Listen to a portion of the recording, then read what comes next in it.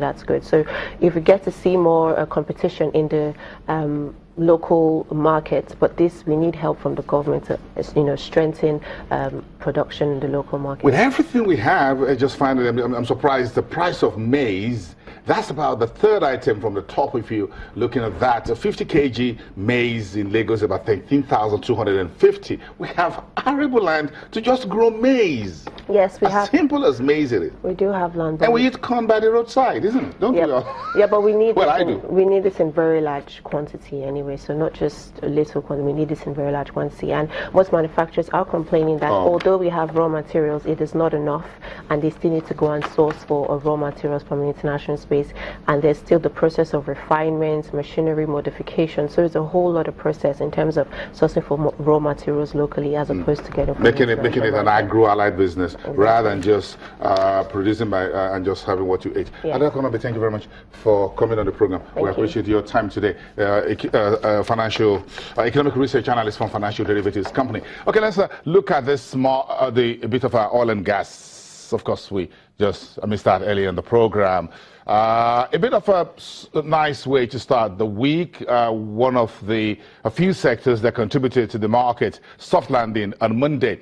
That sector, the big seven, raked about 0.2% on the index, thanks to Owendo and Total. But Forty Oil went down on that volume, 1.027 million shares. The rest were quiet. Corn Oil, Mobil, MRS, and Seplat. Owendo made 3.94. If you add that to Total's 2.14 and you multiply that by their shares in issue, that gives you a soft landing for the energy sector. Year to date, that sector is about 5.6% in the red, despite about 0.2% gain on Monday. Today is the second trading day. The market's looking forward to some sort of direction from the Monetary Policy Committee of the Central Bank. Meantime, the Nigeria's green bond, pursuit of the green bond, Amina Mohammed, the environment minister who will be leaving Nigeria in a couple of weeks down the line to the United Nations. She's still pursuing the $20 billion tranches of green bonds, and she has exclusive with Channels Television. Let's listen to what she has to say about why this bond was important, how that will impact Nigeria's commitments to the climate change conference and protocols around the world. Listen. I think the first thing we have to do is communicate what it is, because people will say, green what? You know, is that the color of the bond? What makes it green? Is it an ordinary bond? So we have to explain what we mean by this. And essentially the opportunity that came to us with the climate change agreement was that we've made a promise to the global community that we have a plan on how we're going to reduce emissions. And those emissions contribute to climate change. And climate change, we know that we feel daily in Nigeria, from desertification to rising sea levels and weather that is upside down. And that contribution comes in our INDC. And in that INDC that turns into an NDC, how do we action it? How do we actually do things on the ground?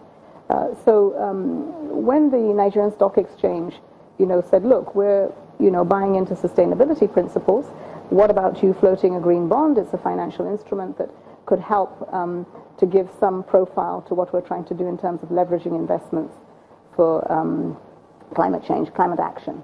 And we took it up. We took it up with UNEP. Do you think that we could do this? And they thought, well, it's possible. We went back into the ministry. We looked to see what would it mean to do that.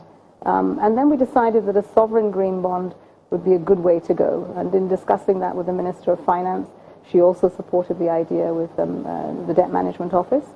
And so the real idea behind it is put a focus on what it means to be green. And that's anything that has to do with reducing emissions. And then look to see what kind of investments that means within the budget.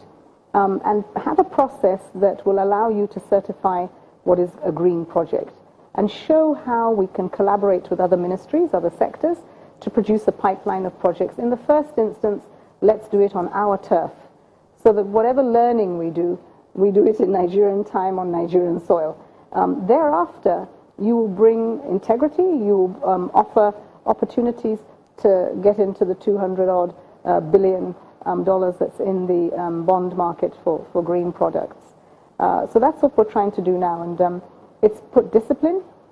It's also produced projects that we think business will be interested in, and that it has created the beginning of a pipeline of projects that could come into this country. What do we mean by that? Well, with transportation, instead of using diesel, you use electric, solar power off-grid in places that are far to reach, or perhaps in tertiary institutions where we've got huge populations, afforestation programs, because we have seen the depletion of forests and therefore desertification is a big thing.